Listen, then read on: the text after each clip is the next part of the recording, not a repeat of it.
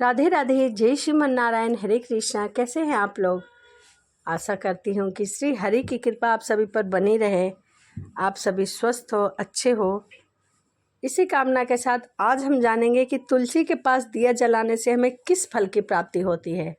हम सभी प्रतिदिन कहीं ना कहीं दिया जलाते हैं, जैसे तुलसी के नीचे, आंवले के वृक्ष के नीचे, बेलपत्री के वृक्ष के नीचे, शमी के वृक्ष के नीचे, और अपने घर के मंदिर में, और अपने घर के मुख्य द्वार पे। तो आइए इन्हीं में से आज हम जानेंगे कि तुलसी के पास दिया जलाने से हमें किस फल की प्राप्ति होती है। तो आइए जानते हैं। एक समय की बात है कि देवी सत्यभामा भगवान श्री कृष्ण के पास आकर उनसे पूछने लगती है कि हे प्रभु, हे स्वामी, मेरे मन में कुछ प्रश्न उठ रहे हैं, कृपया मेरा मार्गदर्शन करें। तब भगवान श्री कृष्ण बोलते हैं कि हे सत्यभामा, क्या है तुम्हारा प्रश्न? कृपया करके मुझे बताओ, मैं तुम्हारे प्रश्नों का निवारण अवश्य करूँगा और मुझे प्रसन्नता होगी। तब सत्यभामा कहती है कि हे स्वामी, तुलसी के पास दीपक जलाने का क्या महात्म्य है और रोज़ शाम को तुलसी के पास दीपक क्यों जलाया जाता है? इससे मनुष्य को कौन से फल की प्राप्ति होती है? तुलसी के पास दीपक जलाने की विधि क्या है? क्या दीपक लगाते समय किसी मंत्र का उच्चारण करना चाहिए? कृपया आप मुझे इन सभी के उत्तर विस्तार में दीजिए। तभी भगवान श्री कृष्ण कहते हैं कि हे देवी, आज तुमने संसार के कल्याण के लिए बहुत ही उत्तम प्रश्न किया है। तुम्हारे इस प्रश्न के उत्तर देने से पूर्व तुम्हें मैं एक प्राचीन कथा सुनाता हूँ, जिसके सुनने से तुम्हारे सभी प्रश्नों के उत्तर मिल जाएंगे। शाम को तुलसी के पास दिया जलाने से जो फल मिलता है, उसी का वर्णन मैं इस कथा में करूँगा। इसीलिए तुम इस कथा को ध्यानपूर्वक सुनना, इस कथा को पूरा सुनना। मनुष्य 100 वर्षों तक तुलसी के पास दीपक जलाने का पुण्य प्राप्त होता है। फिर देवी सत्यभामा कहती है कि हे प्रभु, मैं इस कथा को सुनने के लिए उत्सुक हूँ, कृपया आप इस कथा को कहिए। तब भगवान श्री कृष्ण कहते हैं कि हे देवी सत्यभामा, यह कथा सुनने योग्य है। हे देवी, तुम पूर्व काल की बात है, दक्षिण दिशा में तुंगभद्रा नाम की एक बहुत बड़ी नदी है। उसी नदी के किनारे पर हरिहरपुर नाम का एक अत्यंत सुंदर नगर बसा हुआ था। उसी नगर में मनोहर नाम का एक ब्राह्मण निवास करता था। वह अत्यंत गुणवान, चरित्रवान, धन कार्य करने वाला तथा वेदों के मार्ग पर चलने वाला था। उन्होंने समस्त शास्त्रों का अध्ययन किया हुआ था। उसी ब्राह्मण की एक पत्नी थी, जिसे लोग दुराचार कहकर पुकारते थे, क्योंकि उसके कर्म ही उसके नाम के अनुसार थे। वह सदैव ही अपने पति को अपमानित किया करती थी, अपने पति के लिए कुवाच्य कहती थी, पति को भयंकर दुख देती थी, पति के लिए कभी भी भोजन नहीं बनाया करती थी। उसने अपने पति के साथ कभी भी शयन नहीं किया, कभी उसके साथ प्रेम से व्यवहार नहीं किया। पति के मित्र परिवार के लोग घर पर आते तो वह स्त्री उनको भी अपमानित करके भगा दिया करती थी और स्वयं काम भाव में होकर निरंतर अन्य व्यभिचारियों स्त्रियों के साथ घूमा करती थी। उसका मन पति को छोड़कर पराये पुरुषों में लगा रहता था। उसने कभी अपने पति से प्रेम से बात तक नहीं की, किंतु पराये सुंदर सुंदर पुरुषों के संग बैठकर बातें किया करती थी। पराये पुरुषों को मोहित करने के लिए सज धज कर गाँव में घूमने जाया करती थी। कभी वह वन में किसी वृक्ष के नीचे खड़ी रहकर सुंदर पुरुषों की राह देखने लगती और किसी दुष्ट पुरुष को मोहित करके उसके संग भोग विलास किया करती थी। एक दिन वह दुराचार स्त्री वन में जाकर एक वृक्ष के नीचे खड़ी हो गई। उसका चित्त काम से भरा हुआ था। वह किसी सुंदर कामी पुरुष की राह देख रही थी, किंतु बहुत समय निकलने के बाद भी उस स्थान पर कोई भी पुरुष नहीं आया। इसीलिए वह अत्यंत दुखी हो गई और अपने प्रियतम की खोज में इधर से उधर देखने लगी। उस दिन उसका सारा परिश्रम व्यर्थ हो गया। वहाँ पर वह खड़ी खड़ी कई प्रकार की बातें कहकर विलाप करने लगी, क्योंकि आज उसके पास कोई भी नहीं आया था। हाय, आज तो इस मार्ग से कोई भी सुंदर पुरुष नहीं आया। अब मैं कैसे अपने काम शांति करूँगी? आज की रात कैसे बीतेगी? वह ज़ोर ज़ोर से विलाप करने लगी। उसी जंगल में एक भयानक बाघ निवास करता था। उस पापनी स्त्री की आवाज़ सुनकर वह जाग गया और उछलकर उस स्त्री का भक्षण करने के लिए उसके पास आ गया। उस भयंकर बाघ को देखकर उस स्त्री के पसीने छूटने लगे और वह भय से थर्राकर कांपने लगी। वह स्त्री कुछ करती इतने में उस बाघ ने अपने पंजे से उसे घायल कर दिया और वह स्त्री जमीन पर गिर पड़ी। जमीन पर गिरते ही वह स्त्री चिल्लाते हुए बोली, अरे बाघ, तू किस लिए यहाँ पर आया है? मुझे क्यों मार रहा है? मैं यहाँ पर अपने प्रियतम को ढूंढ रही हूँ। तू मुझे छोड़ दे। मेरा भक्षण करके तुझे क्या मिलेगा? उस स्त्री की यह बात सुनकर वह भयानक बाघ क्षण भर के लिए रुक गया और हंसते हुए बोलने लगा, हे दुष्ट, आज विधाता ने तुझे मेरा ग्रास नियुक्त किया है। तुझ जैसी पापनी स्त्री को भक्षण करना ही मेरा काम है, तभी मुझे इस शरीर से मुक्ति मिलेगी। वह स्त्री कहने लगी, हे बाघ, तुम कौन हो? मुझे सच सच बताओ, तुम्हें किस कारण से बाघ होना पड़ा और तुम मुझ जैसी स्त्री का भक्षण क्यों करना चाहते हो? पहले मुझे सारी बात बताओ और फिर मेरा भक्षण करो। फिर वह बाघ कहने लगा, हे पापिन, मैं तुझे मेरे पूर्व जन्म का वृत्तांत सुनाता हूँ। किसी कारण से मुझे बाघ होना पड़ा। पूर्व काल में दक्षिण देश में एक नदी थी। उस नदी के तट पर एक नगरी बसी हुई थी। उसी नगरी में मैं निवास करता था। मैं एक ब्राह्मण का पुत्र था और नदी के किनारे बैठकर यज्ञ आदि का कार्य किया करता था। मैंने उस जन्म में अनेक पापियों के लिए यज्ञ किए, उन पापियों के घर का भोजन किया। मैंने धन के लोभ में अनेक पापियों के लिए कार्य किए।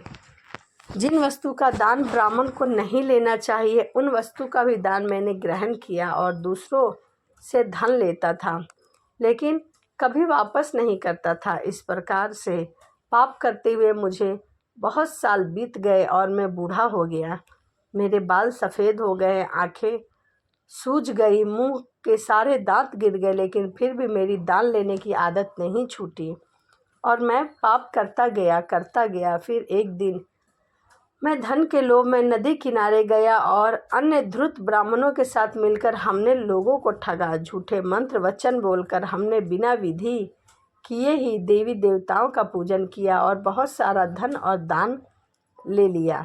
फिर उसी स्थान पर एक बीमार कुत्ते ने मेरे पैर में काट लिया और मैं मूर्छित होकर वहीं पर गिर पड़ा। उसी क्षण मेरे प्राण निकल गए और फिर यम के दूत मुझे अपने पास पकड़ कर ले आए, यमपुरी ले गए। वहाँ पर यमराज ने चित्रगुप्त से मेरे कर्मों का लेखा जोखा निकालने के लिए कहा। फिर चित्रगुप्त कहने लगे कि हे धर्मराज, इस ब्राह्मण ने घोर पाप किए हैं। इसने दूसरों से झूठ कहकर धन लूटा, विधि से पूजा ना कराकर झूठे मंत्र बोलकर भगवान का अपमान किया है।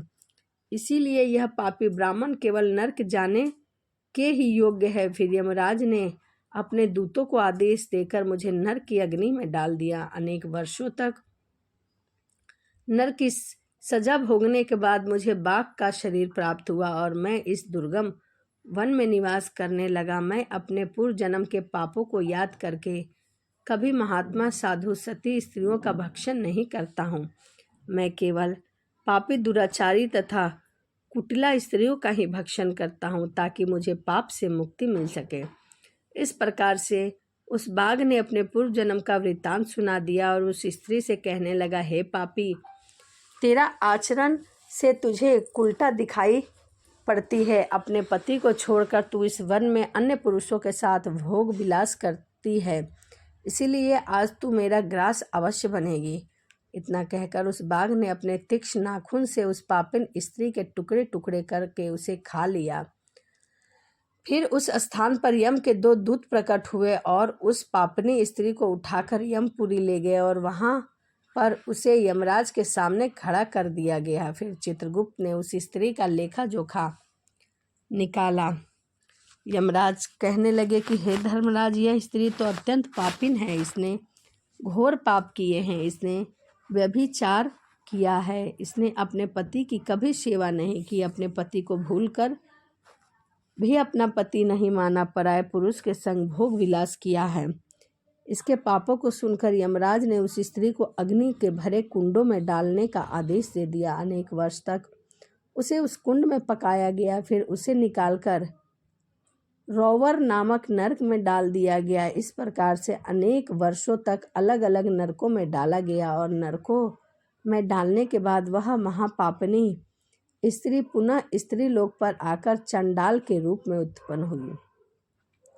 चंडाल के घर में जन्म लेकर वह फिर से अनेक पाप करने लगी, व्यभिचारी करने लगी, अनेक पापी पुरुषों के संग विहार करने लगी। फिर कुछ समय बाद पूर्व जन्म के पापों के कारण उसे कूढ़ का रोग हो गया और वह भयानक पीड़ा सहन करने लगी। उसका अंग अंग जलने लगा, उसके नेत्रों में पीड़ा होने लगी। इस दुख को सहन करती हुई वह दिन बिताने लगी। फिर एक दिन वह तीर्थ में स्नान करने के उद्देश्य से अंतपुर में चली गई। वहाँ एक आश्रम के बाहर निवास करने लगी। उस आश्रम में एक तुलसी का पौधा था। अन्य स्त्रियां वहाँ पर तुलसी के पास दीपक जलाते हुए देखकर उस पापी स्त्री ने भी वही किया। उसने तुलसी के पौधे के पास एक दीपक जला दिया। फिर उसी रात हृदय फटने से उसकी मृत्यु हो गई और यमराज के 2 दूत उसे अपने साथ ले गए और वहाँ प्रकट हुए। जैसे ही यम के दूत उस पापी स्त्री के पास में बांधकर ले जाने लगे, भगवान विष्णु के 2 पार्षद उसी स्थान पर प्रकट हुए और उन्होंने दूतों को रोक लिया और कहने लगे कि हे दूत, इस स्त्री को तुम छोड़ दो, यह स्त्री नरक जाने के योग्य नहीं है। तुम किसके आदेश से ऐसे अधर्म कार्य कर रहे हो? फिर यम के दूत कहने लगे कि हे पार्षद, हम यमराज के आदेश से इस पापी स्त्री को उठाकर यहाँ से ले जा रहे हैं, किंतु आप हमें किस कारण से रोक रहे हैं? यह स्त्री अत्यंत पापी है, इसे नरक में ले जाने की आज्ञा मिली है। फिर पार्षद कहने लगे कि यह नरक जाने योग्य नहीं है, इसने शाम को तुलसी के पास दीपक जलाया है, इसी कारण से इसके सभी पाप नष्ट हो गए हैं, इसीलिए अब यह नरक जाने के योग्य नहीं है, यह स्वर्ग जाने की अधिकारी बन चुकी है। पार्षदों की बात सुनकर उस यमदूतों ने उस स्त्री को उसी स्थान पर छोड़ दिया और यमलोक लौट गए। वहां जाकर यमराज को सारा वृत्तांत कह सुनाया। फिर भगवान विष्णु के पार्षद उस स्त्रियों को दिव्य विमान में बिठाकर स्वर्ग लोक ले गए। भगवान श्री कृष्ण कहते हैं कि हे देवी सत्यभामा, इस प्रकार से तुलसी के पास केवल दीपक जलाने मात्र से मनुष्य के सभी पाप नष्ट हो जाते हैं और वह सौभाग्यशाली बनती है। उसके पूर्व जन्मों के सभी पाप नष्ट हो गए, उसे सुख समृद्धि की प्राप्ति हुई। जो लोग रोज तुलसी के पास दीपक जलाते हैं उन्हें इस मंत्र का उच्चारण करना चाहिए। ओम तुलसी दिव्ये च विद्ये विष्णु प्रियाय च धीमहि तनो वृंदा प्रचोदयांत। श्री कृष्ण कहते हैं कि हजारों अमृत के घड़ों से नहलाने पर भी श्री हरि को उतनी तृप्ति नहीं होती जितनी मनुष्य के द्वारा तुलसी का एक पत्ता चढ़ाने से प्राप्त होता है। 1000 गोदान से मानव को उतनी फल की प्राप्ति नहीं होती जितनी कि तुलसी के एक पत्र दान देने से होता है। जो मृत्यु के समय अपने मुख में तुलसी पत्र का जल पी लेता है वह संपूर्ण पापों से मुक्त हो जाता है और श्री कृष्ण के धाम जाता है। तुलसी का पौधा सनातन धर्म के लिए बहुत महत्वपूर्ण है। इसकी सबसे पहले पूजा भगवान विष्णु ने की थी। श्री हरि कहते हैं कि जिस प्रकार हे देवी लक्ष्मी से बैकुंठ का ऐश्वर्य प्राप्त है, उसी प्रकार हे देवी बैकुंठ में तुलसी के कारण ही पवित्रता प्राप्त है। पृथ्वी लोक पर जिस स्थान पर भी तुलसी का पौधा होगा उस स्थान पर कभी बुराई वास नहीं करेगी, ऐसा स्थान सबसे पवित्र होगा। इसी कारण से हमें हमारे घर में तुलसी का पौधा अवश्य लगाना चाहिए। श्री कृष्ण ने तुलसी के पौधे के पास दीपक जलाने का महत्व बताया है। आशा करती हूँ कि यह कथा आपको पसंद आई होगी, अच्छा लगा होगा। तो चलिए इसी के साथ वीडियो को समाप्त करते हैं और मिलते हैं अगली वीडियो में। यदि आपको वीडियो अच्छी लगी हो तो कमेंट में राधे राधे लिखना ना भूलें। तो चलिए मिलते हैं अगली वीडियो में। राधे राधे। जय श्रीमन नारायण। हरे कृष्णा।